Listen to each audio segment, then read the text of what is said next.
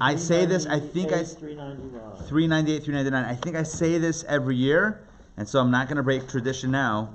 Bo knows plagues, or Bo knows Torah, exactly.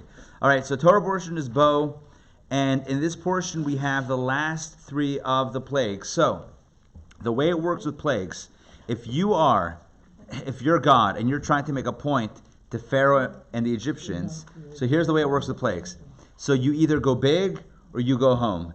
And the way it works is God doesn't go home. So because a new board game. Lego. Play. Lego. Oh. Sorry, it's okay. I thought it was cute. Yeah, no, I'm with you. I'm just trying to figure out what it is. By the way, you're talking about Play-Doh, right? As a source. Do you know what? So I need to interrupt this class with a very important anecdote. Do you know where Play-Doh comes from? Play-Doh or Play? Not the new. I know you just came up with Play-Bow tonight, but It came from Greece. Play-Doh. No, Play-Doh. Play-Doh. Not Plato. A lab mistake? It came from the dough. It was originally... Dough that bounced? No, it was originally... Challah gone wrong. No, it was originally... wallpaper cleaner. It was wallpaper cleaner that was once chimneys went out of style, so it used to be you heated your house through a furnace and a chimney, which created streaks on your wallpaper, and that's unsightly, for the guests that come over and for yourself. So they created this product to scrub, to basically take off the soot and whatever it is without damaging the wallpaper. But what happens when people no longer have wood or sooty wallpaper? Yeah, so you repackage it for kids. Done. That's what happened. That's the story of Play-Doh. And if you're wondering, is that really the deal? Is it the same stuff? You can fact check me. Look it up and you'll see for yourself. Okay, we have all the people watching online on Facebook Live because you get. They're hearing about Play-Doh. And they're like everyone's frantically Googling. Fact check me and you'll see that I'm right. But let's jump into Torah portion of Bo. We have the last three plagues, and like I said, you go big or you go home, and God is not going home. God is going big. So tell me the last three plagues. Who's got it? Plague number 8 is? Locust. Excellent. Plague number 9 is? Darkness. Great. Plague number 10 is? Death Death of the firstborn. You guys are ready for Passover. I love this. How many cups of wine? Huh? It should be so easy. Yeah, the truth is, we're not ready at all because we haven't cleaned yet. But there are 4 cups of wine. The last 3 plagues. What? After the 4th cup, some people say, you know what? I don't think I was Yaitse. I don't think we gotta Nacham. Let's go one more time. All right, but that's not everyone does the second Seder the same night. But this is Yechidei Skula. Certain people they prav a second Seder the first night. But let's jump back in. They say call Hamar beHareza Mishpach. Exactly. The more the merrier. Okay, so the last plague, of course, the death of the firstborn, is the big one that leads to the Exodus. But you can't get to the grand finale before the others. So tonight we're going to focus on plagues 8 and 9, but specifically plague 9, which is the plague of darkness. And if I had rigged this room better, and if I had more control, I would have hit a button to make it dark at that moment, just to create the effect. But in lieu of technology, you can close your exactly. I'm not sleeping. I'm observing the inside of my eyelids. That's usually what I like to say. Okay, so let's get back. So plague of locusts and plague of darkness. Let's jump right into the text. Anna, please get us started.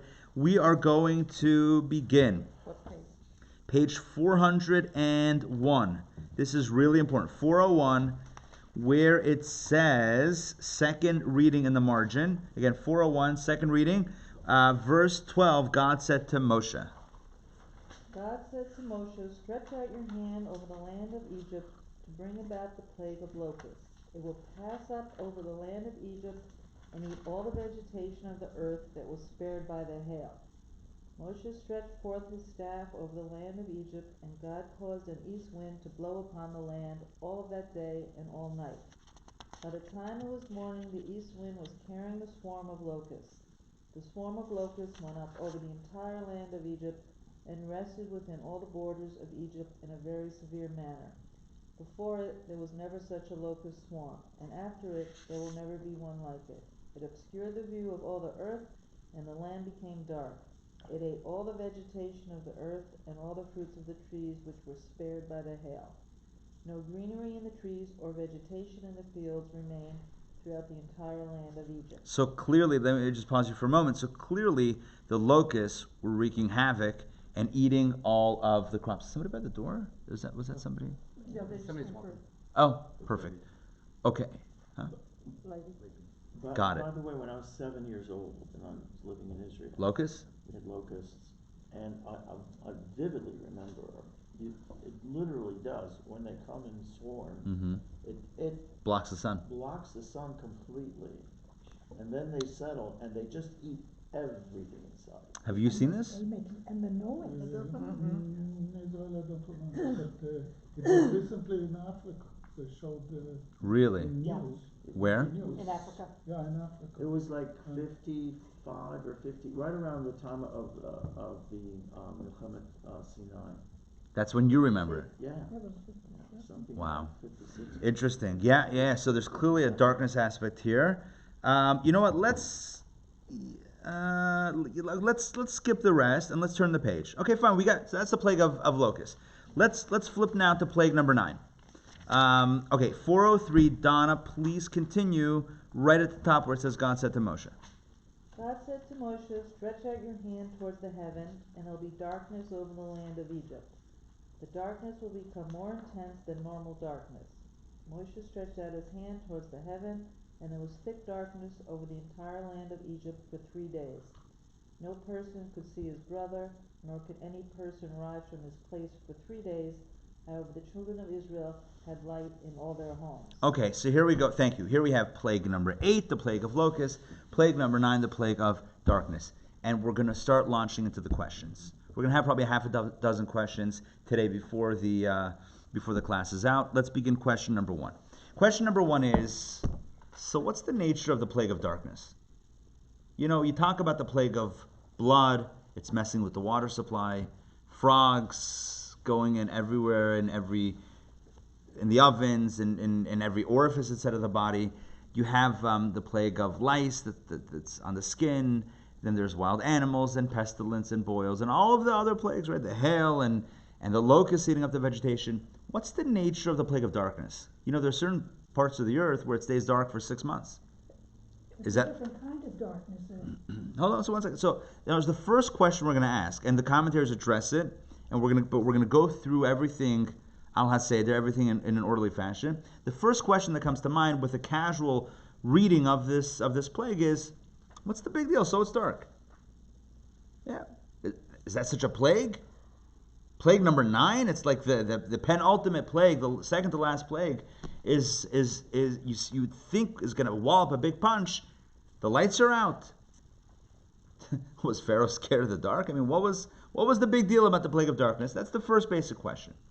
The next question is as follows. When it comes to the plague of locusts, as we read a moment ago on page 401, they also caused the condition of darkness. Which means that you had a 2-for-1 special. Not only did you have the locusts eating up all the vegetation, but the locust swarm caused an element of darkness. So when plague number 9 comes around and you hear the word darkness, the astute reader might ask the question, or might respond by saying, yeah, I don't have a good line, but might just simply be befuddled by this. I had a line in my head before I started and then I lost it. Anyway, the astute student might simply say, oh yeah, been there, done that. We already have a plague. We already had a plague of darkness with the locusts. It was dark for a while. So you need another plague of darkness? It's a bit redundant. These are some questions that classic commentaries ask. Now, let's jump into some of the commentaries on this, which you'll find in your Torah studies books. So let us 2b, they have the wrong verse. It's not 10:23. I think it's 10:21. 10:21. Okay, all right. So yeah, I see that. Not to be. To be or not to be? It is to be. Okay, so let's open up now to page 28. Actually, we're going to start with text 2b. And here is what Rashi says on, let's see which verse it is indeed. Hold on. You're saying, which one is it? It's 21. It is 21. 10:21. You are right. Let's see what Rashi says on verse 10 to chapter 10, verse 21. Where he comments on the extent of the darkness. Steve, please take it away. Text 2b. And the darkness will become darker. The words signify that the darkness will become darker upon them than the darkness of night, and the darkness of night will become even darker. Okay, here we go. The words in Torah are V'yamesh choshech. V'yamesh choshech, which means, and the darkness will become darker. Or in our Chumash we had, the darkness will become more intense.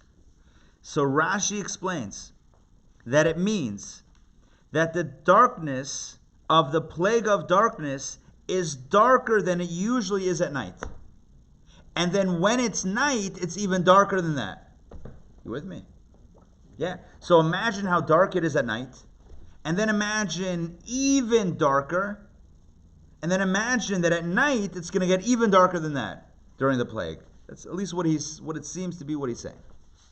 You know that today there's a whole field, a whole scientific field of creating different elements, fabrics, colors, and there are people that are creating a color called super black. Do you know this? You know about this?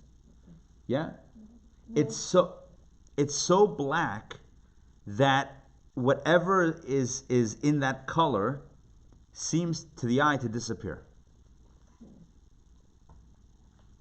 So things lose dimension. When you have something that's three-dimensional, but cloaked in either that fabric or painted in that paint, like if you had a car, theoretically, painted in that paint, you would look at it, it would mess with the eye, you wouldn't be able to tell depth, it would almost be, it would seem completely flat. This is legit. In fact, the creator, there are rival brands of this. Again, I'm loosely calling it super black. There are rival brands of it, and it's a whole industry in fashion. They're doing it now by concerts. They have backdrops or the stages. Has anybody heard of this at all? No? No one? No. Matt, you checking this out? Yep. Tell me what you find. No, we need some names to it. Let us know when you have a name to it. There are names to this thing. There are artists that are creating it. Huh? You found anything? Oh no, I like the idea of super black. That's kind of funny. All right. Is Anyway, there no break between the locust and the dark? there was always a break. According to many commentaries, each plague took a month. Right? 3 weeks plague, 1 month break, or 1 month and then 3. Break and then 1 week. 3 weeks, 1 week, and that's kind of how it rolled. Oh, okay, found something. What you got? From the UK Independent. Let's see. The British company has produced a strange alien material so black that it absorbs all but 0.035% of visual light, setting a new world record. To stare at the super black coating. It's basically so black that it messes with the eye. It literally messes with perception, with being able to see things. The point is that Rashi says, what happened by the plague of darkness? Imagine when it's dark outside and it's pitch black, and then imagine even darker than that. And if you can't, keep on imagining, because it got even darker than that at night. That's what he says. That's what Rashi... It looks like an ash plume after like Kilauea was erupting. They talked about the ash plume, and the same thing when the volcano up in Iceland erupted and they were flying the planes around it because it was so black, so dark you couldn't see. Right, even worse than, even darker than usual. Right. Okay, so that's what we have. That's the first Rashi that we're going to explore. And again, you could ask the question, okay, so it's not just dark, it's really dark. Is that such a plague? Yeah, it's dark. Okay, whatever. It's It doesn't compare to some of the other plagues that actually involve death and destruction. Here you have a plague where it's darker than usual for an extended period of time. Is that really a plague? What's so terrible about the plague? Again, we're building into the commentaries, but this is the first question, at least on a very simple level, that we might ask. Now, in order to understand this, let's look at another verse from the reading that we read before, that Donna read, that we need to focus on. As the Torah describes the plague playing out, it says that when the plague of darkness hit, no person could see his brother, nor could any person rise from his place for 3 days. And so now we can ask the question, why couldn't a person rise from his place for 3 days? Where are they going to go? Oh, It interrupts commerce and it also Good. interrupts plant life. good. So the Ibn Ezra, who is one of the basic Torah commentaries, he explains this in a very simple fashion. So basic. He's kind of Well, he does, but he's also a linguist. Yeah. He does the linguistics of the Torah. Yeah. Beautiful commentary. I didn't mean to I'm just to minimize. On the contrary, very solid commentary on Torah. David, please read text 3a. For me, it's most difficult. Yeah. לא קמו. לא קמו Yeah. איש מתחתיו. Oh, I'm sorry. No one rose from his place. From צריך his להגיד, house. לא קמו איש מתחתיו. No, I was kind of trying to understand the Hebrew. That You're right. no one rose from his place, from his house. The same, every man remained in his place. So where could they go without light? So the Ibn Ezra says as follows: what does it mean that no one rose from his place? It means that no one left their home. Why? Because he says simply, where are you going to go? Where are you going to go? There's no light anywhere. It's not like if you go outside, there's light outside, or if you go into that building, there's light. There's no light, zero light anywhere. So where are you going to go? What's the point? We are spoiled by light. Forget the plague of darkness. In general, 2020, we have light wherever, whenever. People have lights, flashlights on their phones. When I was a kid, you had to buy a mag light. Kids nowadays, all you need is a smartphone. No, but anyway, all joking aside, we are spoiled by light. We have light. You walk in a room, it's dark, boom, you hit a switch. Back in the day, you had to take olives, squeeze them, produce oil, right? Get some cotton, make a wick, strike two stones together, get a spark, create fire. It wasn't easy. If you wanted to, you had to walk to school uphill both ways. If you wanted to have light, And the snow in the middle of the summer. in the snow in the middle of the summer, the whole deal. So if you wanted light, it was the product of effort. Today it's easy. So imagine back in the day. Imagine back in the day in Egypt, and there's no light, and there's no light anywhere, and it's not going to get light. So the Ibn Ezra says that's why Lo kamu ish mitachtav. No one left their place. Why? Because there was no light. Where are you going to go? It's a very simple explanation of why no one moved. However, Rashi gives a different explanation.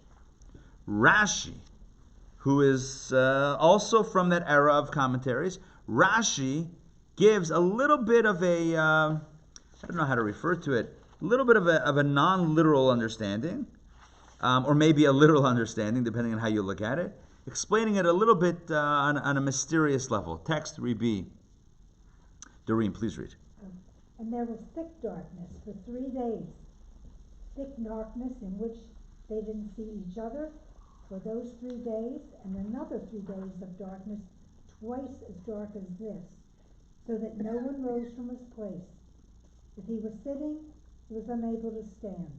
If he was standing, he was unable to sit. And thank you. And now we have the classic Rashi that when kids learn Chumash, when kids learn Torah, this is how it's explained to them. This is Rashi, and we know Rashi, of course, is probably the most universal Torah, biblical commentary. Rashi says, what does it mean that there was thick darkness for 3 days and a person couldn't see his friend and a person couldn't get up from their place? It doesn't mean that there was no point to get up from your place because where are you going to go? It's dark everywhere. What are you going to do anyway? It means more so The darkness was thick. On some level, it was tangibly thick, that people were actually stuck in their place. So if you were sitting, you couldn't move, you couldn't get up. And if you were standing, you couldn't sit down. Can you imagine? Can you imagine such a thick darkness where you couldn't even move? It's wild. Now, was the darkness 3 days or 6 days? I'm confused by what that says. It says 3 days, then another 3 days is even darker. right, so within the week of the plague, or whatever, within the span of the plague, there were different. Look, some commentaries say that each week the plague intensified. According to Rashi here, it seems like even within the week itself, there were different gradations of the darkness. The highest level being not even being able to move. We would have to look at Rashi, and it's not this topic. That's exactly what he said. No. What I mean is, we have to see if Rashi agrees that each plague was all the weeks. Where that's from, I believe it's from the Talmud. Yeah, and remember in the... I believe it's from the Talmudic discussion. In the Haggadah, it says each Haggadah says, 4 or 5 and then- dimensions to the okay. usual. Yeah. With every Makkah, they were hit with, according to one opinion, 4, according to one opinion, 5. Rabbi Kiva says 5. Okay. My brother does a whole math lesson on that during Nice. During the Seder. Yeah, because Because he's got that he's able to do got that market corner. Okay, so let's kind of come back to this idea. So we have the plague of darkness. The first question we asked was, what's the big deal about the plague of darkness? The second question we asked is darkness. We already had that with the locusts.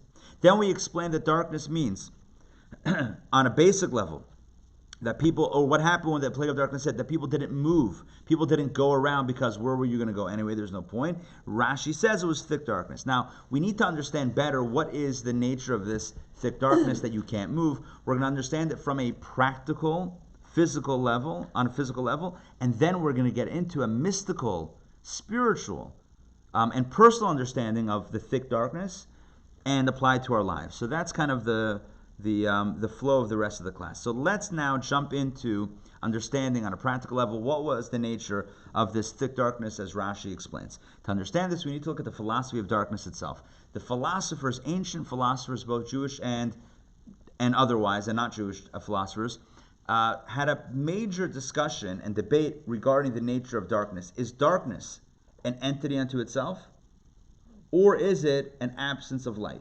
Are you with me on this? There's 2 ways to look at darkness. Does darkness exist, or is it the absence, the state of the absence of another existence, but the only real existence is light? Yes? Make sense? You can look at it both ways.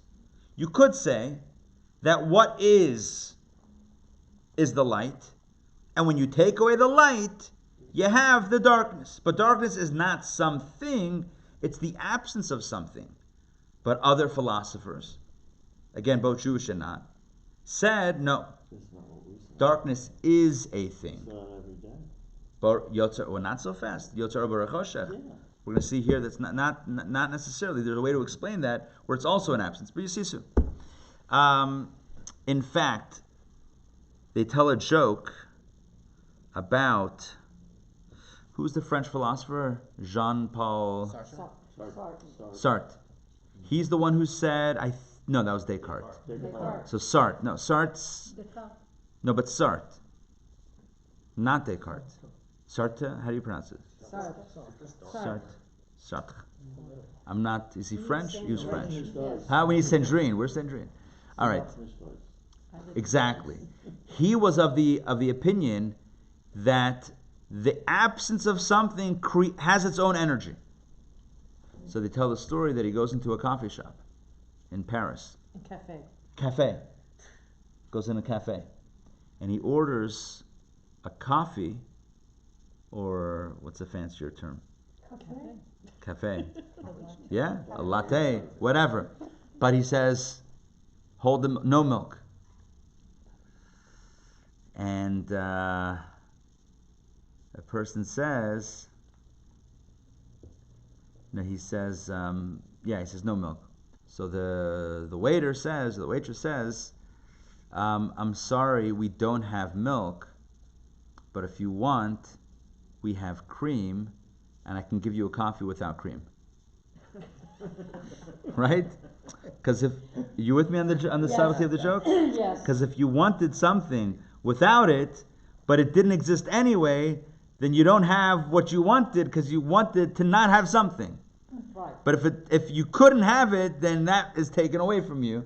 So she says, well, we don't have that, but I can give you it without the cream because we have the cream. That's deep. That's deep. That's next level That's thick. philosophical humor, right? This is how philosophers chuckle. But here's the point. You know how Descartes, you know how he just passed away? He walked into a bar, and the bartender says, "Would you like a beer?" He says, "I think not." I think not. Poof. Exactly. And he's gone. Okay, here's I think not. I think they're right. Okay, so here's the big idea. There's a big debate, machloket, a big debate between the philosophers. Is darkness a thing or is it not a thing? Some people say it's not a thing. Light is a thing. If you don't have light, you have darkness. That doesn't make it a thing. It's a non-thing. Some people say no, a non-thing, that itself is a thing. So the question is, where does Judaism fall on this? So, as I mentioned a moment ago, we have both opinions. Let's take a look at the verse from Isaiah text 4a. Joy, please read this one. Who forms light and creates darkness? Who makes peace and creates evil? I am God who makes all these. So Isaiah is quoting God, and God is saying that, which is a very fundamentally Jewish idea, that we don't have two different forces in the universe, good and evil. Well, okay, you have good and evil, but you don't have two different originating Forces of good. powers, like gods of whatever. So I am God who makes all of these, including light and darkness, peace and evil. But let's focus on the first half of the verse.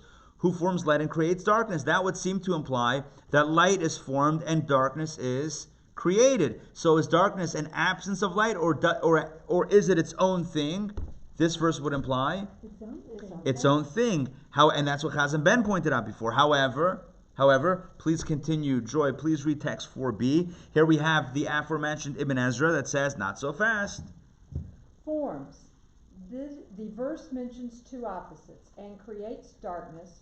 The word create here is to be understood as decreeing it into being, for darkness is nothing, rather simply the absence of light. The Ibn Ezra says he's of the opinion that darkness is not a thing, it's an absence of a thing.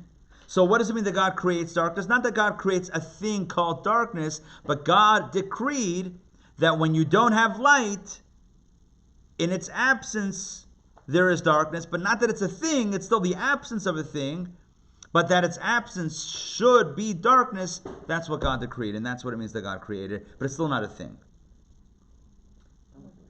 Huh? I'm okay with that. You create it by removing something. Say it again. You create it by removing something. Correct. So God puts the light out for day, and then he removes it for night. Correct. Exactly. So he creates the darkness by essentially removing it. Well, he could start with the darkness and add light. Yeah. I feel like that sounds like a recipe. It It was, the truth is, it kind of was like that. Vayi Erev, Vayi Boker. First there was evening and then day. It's a separation of God. So they were all together, right? And then God separates, according to creation story, right? God separates. Yeah, but you know what? the Nothing light is from as the simple darkness. as what the I'm verses very say. simple-minded I'm person. saying, but all the commentaries have their own angle on how to explain all the verses. Look, what we have here is an ancient machloket, an ancient dispute. The Ibn Ezra is of the opinion, and others as well, that darkness cannot be called its own creation. It's the absence of the entity that we call light, which is the creation. Take a look what the Talmud says. The Talmud says, text number 5, maybe something different. David. And God called the light day, and the darkness he called night. This is the meaning, the merciful one. This is the meaning.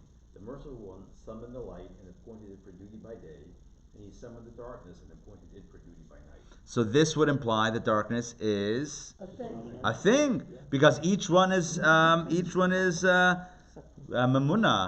Each one is A force. is an appointed entity, right? So light is stationed by day, and darkness is stationed by night. But what this implies is that these are both entities that are stationed in their appropriate times.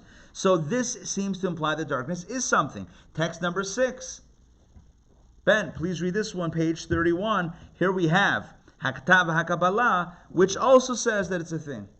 Okay, the reality is not like the view of those who argue that darkness is simply the absence of light. Rather, darkness is a unique creation, albeit not such a discernibly positive one. Thus, the verse does not state, and it was good, with regard to the creation of darkness, even though it has much utility for workers to rest, etc. The fact of the matter is that the positive is not as readily discernible. So he says like this. He's exploring why in the account of creation it says that God saw the light, that it was good, and it was day one, etc. So why does he only say that why does the Torah only say that he saw the light, that it was good? What about the darkness? So he says darkness, that might imply, according to some of the philosophers, that maybe darkness is not a thing, and that's why God doesn't say it was good. He says no, it is a thing. Why didn't God say it was good? Because darkness is not so good, even though there are some upsides to night, he says. What's the upside? You can rest, you can go to sleep, although you can also theoretically go to sleep during the day, but it's that's more, whatever, that's what he's from a nocturnal perspective. Though, he compares, he says, Yotzer over Choshech, so that's one phrase, right? Yeah. Oseh Shalom Uvarei Torah is the second phrase. Correct. Which is a comparable phrase, right? So Yotzer or Oseh Shalom. Right. So he equates light with peace and Choshech with Ra. Yeah. By the way, you know why? Evil. You know why we light Shabbat candles? Of course you know why, right? We light Shabbat candles according to Shulchan Aruch, according to Code of Jewish law. Why? For Shalom Bayit. For Shalom. Our light is connected to Shalom, to peace. On a simple level, it means, because if we're having a meal and no one can see each other, right, and people are tripping and spilling the soup on each other, the hot soup, people are going to end up not happy with each other. It's not a condition for Shalom Bayit. So it's a negative condition. So on a very basic level, light creates joy and peace, and darkness the opposite. So the Haktav HaKabbalah, which we just read in 6b, says essentially that darkness is a thing, but it doesn't say day one that it's good, because you know what? It's not so good. It has an upside, there's a utility, but it's not as good as light. But again, getting back to the whole discussion, we have here a classic debate between the philosophers, some like the Ibn Ezra who say that it's not a thing, many who say it is a thing, and the question is, where do we fall in this? The truth is, we don't have to decide this tonight. We don't have to, right?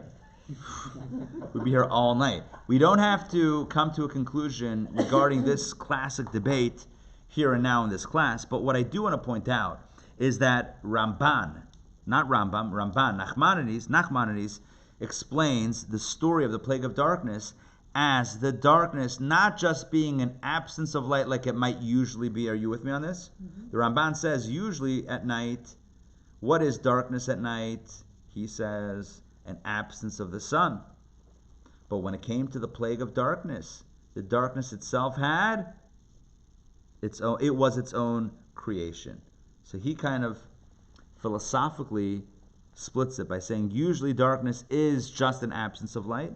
When it came to the Makkah, when it came to the plague, it was an entity. Let's read this inside. Can I ask a question? Sure. So, has there ever been discussion of why it's not 24 constant light and no darkness except for plagues? There are many reasons for it. Number one, it helps us rest on a biological level. Number two, on a more spiritual level, we have the notion of the greatest light sometimes coming from darkness. That sometimes you have to have those periods of darkness in order to rebound with the light. And even when things get difficult, we always know that the light's going to come back, kind of like the cycle of the day. So if it was just always light, it wouldn't give a lot of hope when we were in maybe darker times within our own lives.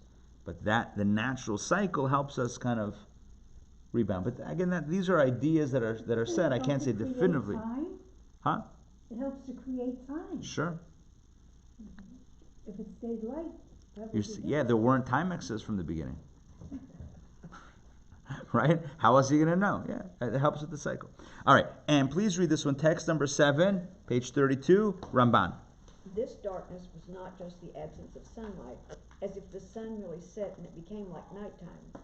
Rather, it was a deep darkness, meaning to say a thick vapor that descended from the heavens. Therefore it says, stretch forth your hand toward the heavens to actively bring down from there a great darkness that fell upon them. It was for this reason that they did not see each other, and no one rose from his place, since otherwise they would have used candles. For God dispatched an active form of darkness, not merely the absence of daylight. It is possible that there was a thick, palpable cloud that had substance of sorts, as Rabbi Eliezer recounted of the Atlantic Ocean.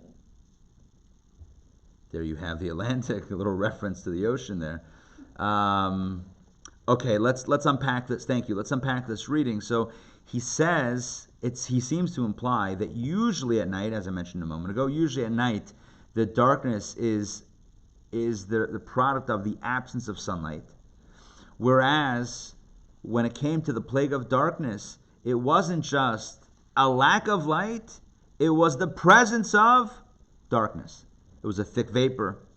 It was a thick, palpable cloud that had a substance of sorts, as Rabbi Eliezer recounted of the Atlantic Ocean in his seafaring journeys about, the thick fog where you can't see anything, etc. So there was some sort of thick darkness that wasn't the normative darkness, the way he's framing it, the normative darkness of the sun not being around and candles not being lit. There was a thick darkness, and that's what the plague was all about.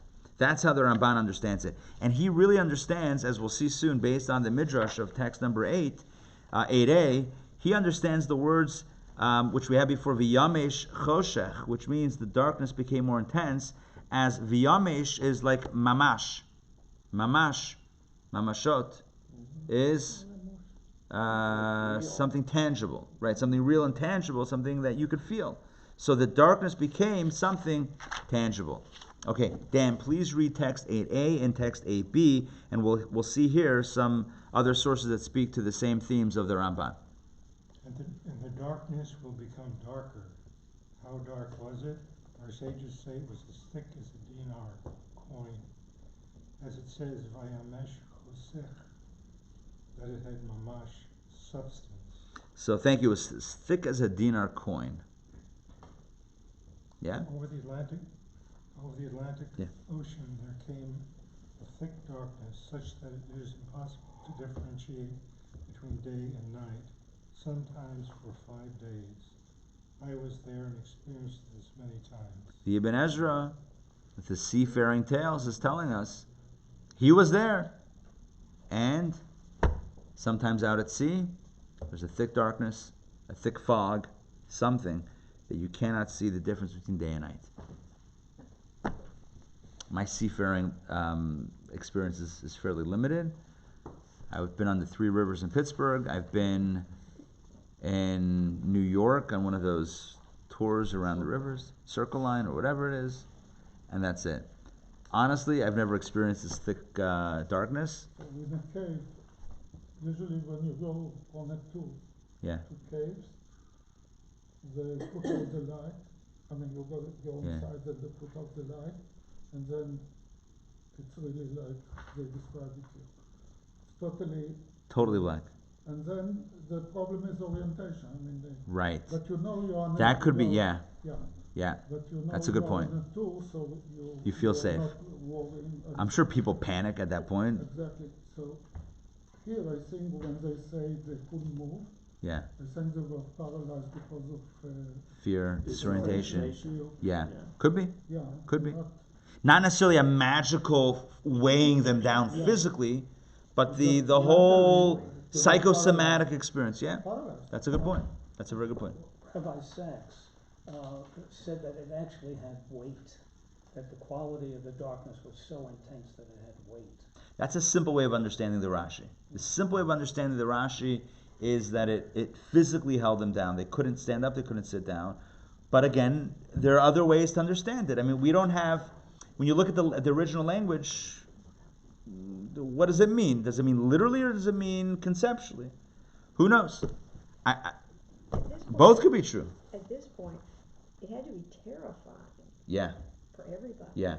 So now we have an answer, a little bit of an answer to the question of what's the big deal about darkness. It wasn't just dark, it was very dark, tangibly dark, pitch dark, super dark. All right, let's look at text number 9. Matt, please read text 9. Here we have the Vilna Gaon adding to this conversation. I would argue that light is a creation. In the case, Hold on one second. Yeah, go ahead. I would argue that light is a creation and darkness is as well. Not like those who argue that darkness is simply the absence of light. This is not the case. Rather, darkness is a unique creature that is overridden by light. For that is the nature of God encoded in creation. Accordingly, the miracle was that God changed the natural trend. As it is stated, and the darkness will become darker. Namely, the darkness should repel the light and not vice versa. Accordingly, the word V'yamesh. is etymologically rooted in the word Mash. As in, and Joshua did not budge from the tent of his master Moses. It is a description of an event, not a verb. Thank you. So what the Vilna Gaon is saying, and this is something very powerful, and a similar idea, but really framed in a new way. He says he's of the opinion straight up that darkness is a thing and light is a thing. They're both things. But the way God created the nature of the universe is that when the thing of light comes in contact with the thing of darkness, the darkness, poof, disappears. But not in the plague of darkness. In the plague of darkness, the darkness was so strong that even if light were to be lit, it would disappear in the face of the darkness. Can you imagine such a thing? Again, we are so in the world of light overwhelming darkness, physically, that we can't imagine a construct where you would walk into a dark room, right, light a candle, and the candle would go out. Like, what does that even mean? How would that work? That's what the plague of darkness was. So even if the Egyptians theoretically tried to light light, it wouldn't work. That's how he explains V'yamesh choshech. V'yamesh doesn't just mean that it was a lot of darkness or even tangible darkness. It means that it moved away. It repelled the light and kept the light from overwhelming it. So again, usually in the battle of light and darkness, light always triumphs and darkness goes away, it disappears automatically. In the battle of the 9th plague between light and darkness prevailed over light. And that's a crazy thing. That's what makes it a miracle. That's what makes it a miracle, and that's what makes it a plague. Kind of a cool thing. So now, yes, the locust, there was darkness, but not on this level and not to this degree. Now, we're left with the spiritual conversation. Perfect. We're left now to talk about the spiritual conversation and the practical application of all of this. And in order to understand this, we're going to introduce the last verse of the discussion of the 9th plague. And that is, well, before Pharaoh says, okay, take it away, and then he changes his mind once again. And that is that although it was dark for the Egyptians, but as the Torah says, Ulechal b'nei Yisrael, and for all the Jewish people, Haya'ar b'moshvotam, there was light in their dwelling places. So whereas for the Egyptians, there was complete and utter darkness, as we've described on multiple levels thus far in this class, based on all of the on many of the classic commentaries, for the Jewish people there was, conversely, light. Let's ask a few questions now. Question number 1. First of all, why do we need the contrast of dark for the Egyptians, light for the Jewish people? Why does it have to emphasize that by this plague, that this plague didn't also affect the Jewish people? Typically, the plagues did not affect the Jews. We would understand that by now, that the plagues weren't directed to the Jewish people in Goshen. So why emphasize that here? Question number 1. Question number 2. When the Torah does choose to emphasize by a few of the previous plagues that it did not hit the Jewish people, you know what it says, for example, by hail? It says, for example, regarding hail, that the hail did not strike the Jewish neighborhood. If so, and it also says, I believe, by the plague of pestilence, that no cattle of the Jews perished. So what should it have said by the plague of darkness? How should it have expressed it? It should have said that there was no darkness, or the plague of darkness, didn't hit the Jewish quarter. But that's not what it says. What does it say? It doesn't say that the plague didn't hit. It doesn't say the darkness didn't hit. It says it was light. Whereas when it came to the hail, it doesn't say, and for the Jewish people it was sunny, no precipitation. It doesn't say by the plague of pestilence that the Jewish animals were healthy. It says the plague, either the hail or the pestilence, didn't hit the Jewish people. So it should say here, and by the Jewish people, the darkness didn't hit. Why does it flip it around to talk about the fact that it was light? Now, obviously, it's kind of the same thing, but structurally, it's framing it and phrasing it in a different way. The question is why? That's question number 1. We're going to ask 3 more questions. Question number 2. Let's look at Rashi's commentary, text number 10. Okay? Page 35. I'm going to read this. We're up to me. Text 10, page 35. Here we go. Rashi says, now why did God bring darkness upon the Egyptians? Because the Israelites searched the Egyptians' dwellings during the darkness and saw their own belongings. When they were leaving Egypt and asked for some of their things, and the Egyptians said, we have nothing, the Israelite would say to him, I saw it in your house, and it is in such and such a place. So while the Egyptians were being plagued by darkness, what was happening to the Jewish people? They had light, not only in their own neighborhood, even in the Egyptians' homes. And they were able to go in the homes, night vision goggles, and they were able to see perfectly fine. And they were able to say later on, by the Exodus, when they asked for their stuff, the Egyptian says, we don't have anything. Like, well, actually, top drawer on the left, I remember seeing something that really I should have. Anyway, that's how Rashi explains it. The question on this Rashi is, look at Rashi's introduction. Rashi's introduction is, now why did God bring darkness upon the Egyptians? Nowhere else does Rashi ask that question by any other plague. Now why did God bring the plague of blood? Now why did God bring the plague of frogs? Now why did God bring the plague of lice? Nowhere else does Rashi ask that question, only by the plague of darkness. Why did God bring the plague of darkness? And Rashi gives some sort of answer that's a little bit, off point, seemingly like off topic and off to the side. So why does Rashi choose to ask that question here and give some sort of off to the side answer? Let's take a look at text number 11. Let's take a look at text 11. Here the Midrash Rabbah and Shemot says the following. Moses stretched forth his hand toward the heavens, and there was thick darkness.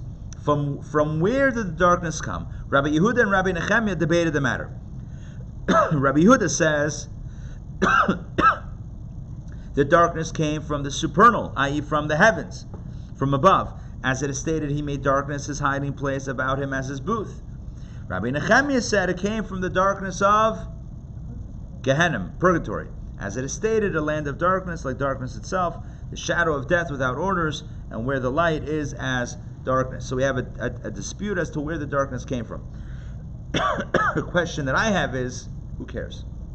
Like, what kind of debate is this? Where did the darkness come from? Where did it come from? God brought darkness. Where did the blood come from? I don't know. It just happened. Water turned to blood. Frogs came out of the Nile. It just happened. So where did the darkness come from? God made it. Why are we tracing it either above or below? What's going on here? So there seems to be something interesting about this plague of darkness. We have 3 points. Point number 1, why does the Torah tell us that the Jews had light? It should have just said that the Jews didn't have the plague of darkness. Number 2, why does Rashi ask, and why was there a plague of darkness? You didn't ask that by any other plague. And number 3, why does the Midrash analyze where did the darkness come from, either above or below? You with me so far? Mm-hmm. Okay. Well, now let's jump in. Let's look at the Kli Yakar. Classic commentary, the Kli Yakar, text number 12. I'll continue to read. Why does Rashi, he asked the question we just asked before. Why does Rashi ask why God brought the plague of darkness? Rashi doesn't ask the same question for any of the other plagues. And the Kli Yakar gives this beautiful answer. For all the other plagues, if Pharaoh wanted to repent while the plague was still operating, he was able to do so. But here, no one rose from their places for 3 days. Even if he wanted to return before those 3 days had passed, he was unable to. The question therefore is, why did God decree this? We don't, understand his question, yeah? The Kli Yakar is explaining Rashi's question. Rashi says, why darkness? The Kli Yakar says, why? Why are you asking why darkness? Because darkness was the most severe plague of all, on one level. On the level of Pharaoh's ability to repent and to stop it, Pharaoh himself with this plague was prevented from physically getting up, going to Moses and saying, call it off. He wasn't able to do so because, like all the other Egyptians, he couldn't move. So now you have a very severe plague. Let's continue. Though God had hardened Pharaoh's heart before and set a precedent for denying Pharaoh the chance for repentance, that was only after Pharaoh had hardened his heart in the face of the plague. After that, it was fair for God to harden his heart after the plague concluded. But here with the plague of darkness, it was unique in the sense that even if Pharaoh had wanted to return in the middle of the plague, he was not able to do so. Why then did God bring this affliction to obstruct his repentance? And that's why Rashi says it wasn't about Pharaoh or whatever, it was about the Jewish people being able to get into the homes and to identify where the stuff is in the Egyptian homes. But understand the core point of the Kli Yakar and this core distinction between the plague of darkness and the other plagues. By all of the other plagues, although it was a plague and although it was difficult, Pharaoh had a chance to do tshuva. Physically, not that he did, but he had a chance to get up and ask Moses to call it off, or ask God to call it off and to change his ways. By the plague of darkness, he didn't. That is what it really means, that it was dark. It was dark. Darkness means, internally it means a state of hopelessness where a person is unable to get the help. Again, conceptually it means a person is unable to even ask for help or get the help they need. That's how severe the darkness was. So for Pharaoh, the Torah is telling us that you know what the plague of darkness means for him. It means that it was so dark, so deep, so entrenched in him that he wasn't able to get out of it. He wasn't able to even make it stop. Where does this darkness come from? The Midrash says. So, I don't have an explanation for the first opinion, but for the second opinion, we have a beautiful explanation. The second opinion says, you know where this darkness came from? No, where? What is the second opinion? Two opinions. One says it came from above. Gehenna. What's the story with purgatory? What does it mean? What is purgatory? It means after 120 years. The truth is, it even means heaven as well. It's the same. The truth is, it works for both directions, up or down. It's just a directional thing on the elevator and whatever, but it's really the same concept. What's the difference between before and after, i.e. during the lifetime of a person and after 120 years? What's the difference? The difference is, can you change something? Can you change? Not after. During when a person is alive, at any point, a person can change. After, it's done, it's set. The only way that anything can happen afterwards is if someone in the merit of that person does a mitzvah, then it elevates the soul. But otherwise, they're not in a body, they can't do a mitzvah anymore. The soul is no longer in a body, can't do a mitzvah, it's stuck. It's stuck. Pharaoh was stuck. That's what darkness means. Darkness means that you're in a place, in a situation, in a place, and you can't get out. You can't get out of it. Even if you wanted to, you can't move, you can't get out of it. This is typically the experience of hell, purgatory, where you're stuck, not you, where a person is stuck or a soul is stuck. You know, we don't believe necessarily in a long-term purgatory experience. It's 11 months or whatever, max. But the soul is somewhat stuck, and it can't radically change. It can't do tshuva. It can't get itself out. It has to go through the process. This was Pharaoh's living hell, in a sense. And again, even heaven is the same way, in a positive way, but the soul is still stuck on some level. This is what it means that Pharaoh was stuck. And therefore the Torah contrasts it by saying, and for the Jewish people there was light. You know what that means? That means that we believe that a person is never stuck. Pharaoh might believe, and maybe for Pharaoh it worked out that way, that he was stuck, but we believe that there is never a condition of hopelessness. We always have the hope for radical change, even when things don't seem possible to be changed. And for this we have the classic Talmudic story of Elazar ben Durdaya. Let's go. Let's jump in. This is text number... We have a few more texts, but these are really good. Text 13. Talmud says, it was said of Elazar ben Durdaya that there was no harlot in the world with whom he did not consort. Once on hearing that there was a certain harlot in one of the towns by the sea who required a purse of dinar coins for her hire, so he took a purse of dinars and crossed 7 rivers for her sake. Yeah. He found someone that he hadn't been with, so he made the journey. Yeah. As he was, everyone's got a hobby. This was his hobby. As he was with her, she blew forth breath and said, as this blown breath will never return to its place where it came from, so will Elazar ben Durdaya never be accepted in tshuva, in repentance. That's what she says. She knew her custom. She knew who she was dealing with. He thereupon went. This really affected him. So he went, sat between 2 hills and mountains, and exclaimed, O hills and mountains, plead for mercy for me. They replied, how shall we pray for you? We stand in need of it ourselves. So he exclaimed, heaven and earth, plead for mercy for me. They too replied, how shall we pray for you? We stand in need of it ourselves. Okay, I'm going to cut to the chase. He asked the sun and moon, the stars and constellations, and no one helped him. Said he, second to last paragraph, the matter then depends upon me alone. He placed his head between his knees and wept aloud until his soul departed. A heavenly voice was heard proclaiming, Rabbi, Elazar ben Durdaya is invited for the life of the world to come. Which means basically, here we have a person who he had every indiscretion in the book. He was doing his thing, and then he had a change of heart, and he did teshuvah, and he passed away, a tzaddik, a righteous person. That's it. I think one of the sages remarked, here we have an instance where many people acquire the world to come in a lifetime of work, and here this person, Elazar ben Durdaya, acquired it in a single moment. Such is the power of teshuvah. That's what it means on a spiritual level. For the Jewish people there was light. What is light? Light means hope. The darkness of Pharaoh the darkness of Egypt was not just dark, they couldn't move, whatever. It means that even if he wanted, he couldn't get out. He was stuck in that place. And we believe that was the exception, not the rule. We believe that the rule is that there's always hope.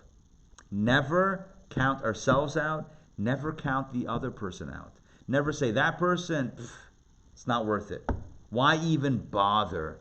Do you know who they are? Do you know what they did? Do you know what they said? Forget it. That's it. They're done. We should never say that about ourselves, God forbid, or about someone else. Why? Because we live in a space of light. Light is hope, not the darkness. The last point, final point, focusing on the teaching of that the Egyptians could not see their brother nor get up from their place. What does it mean? What is the real condition of darkness on a spiritual level? It means, number 1, hopelessness. Number 2, it means not, That you're dead? It means not caring about someone else. Not seeing your brother doesn't just mean physically seeing them. It means you don't care about them. Self-centered. And not getting up means that you don't get up to help someone else out. What is the plague? What is the evil of Egypt? What is the negative that we don't want to be plagued with? It means being uncaring, being unfeeling, being totally disinterested in the welfare of another human being. This ties into, for those of you that came to last night's JLI class, so this was the major theme. For those of you that are coming tomorrow, whoops, I've said too much. But nonetheless, the point is that the nature of, again, on a deeper level, the nature of the 9th plague is to highlight what it means to be stuck in the negativity of Egypt, and that is that you don't see your brother and you don't get up from your place. You can't be bothered, you don't care, someone's in need, not my problem, not my business. Let them figure it out for themselves. That is not the Jewish value that we are meant to adopt. And so, with this we conclude the class with the note, with the message of the notion of being lonely, loneliness. Loneliness is not a good thing. It's not a good thing. It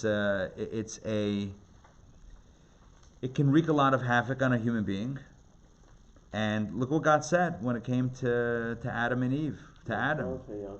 It's not good to be alone, right? It's not good to be alone.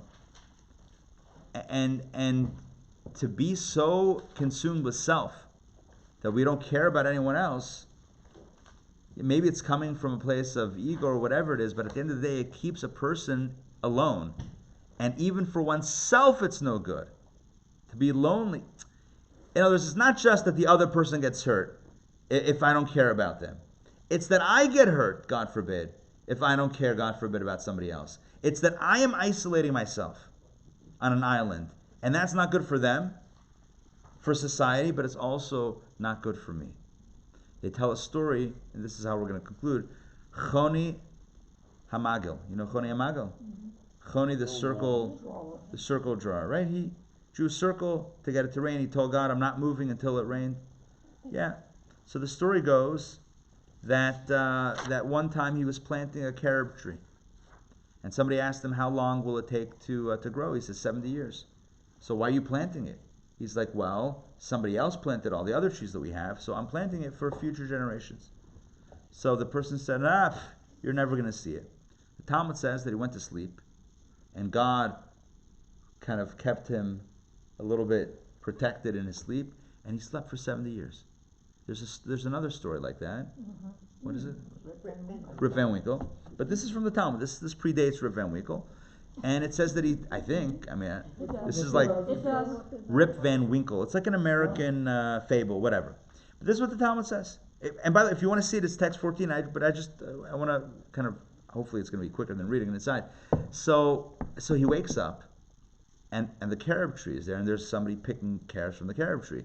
So he says, who are you? And this person says, I am the grandson of Choni Hamagel, of Choni the circle drawer, which is him, but he doesn't know that that's his Zayda over there. So he's astonished. Wow, I must have overslept, because he didn't realize that he had slept that long. Because you wake up, you don't know where you are necessarily. But meanwhile, it's 70 years later. So he goes into town and he's asking, does anybody know the son of Choni Hamagel? Is he still alive? Like, no, he passed away, but his grandson's alive. He's like, yeah, I met him. And he sat down at the local establishments and he told people, I'm actually Choni, like, I'm the guy. And they didn't believe him. And then he went to other circles and he's like, no, I'm that. He went to the study hall, and the study hall said, whenever we had a question, Choni had such brilliant insight that we always appreciate. He's like, I'm that guy. And they're like, sure you are. And you know what he did? He prayed to Hashem to take his life. And Hashem took his life. Why? Because as the Talmud concludes, Rabbi said, hence the saying, either companionship or death.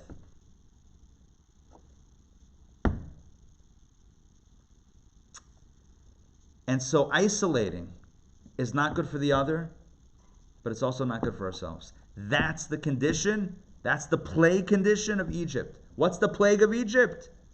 It's not seeing any hope, number one, and not caring about the other person, number two. And both are destructive to others, perhaps, but most importantly, maybe, to ourselves. And the contrast is that we need to have light. Number one, see the hope for ourselves and others. And number two, care about the other person. Truly care. It's good for us to have connections with other people. So may we have lives filled with light, filled with hope, and filled with connection. Thank you for joining me tonight for Torah Studies. Can I have the code for the door, please? Yes, I'll give you the code. Hold on one second. We did this last time.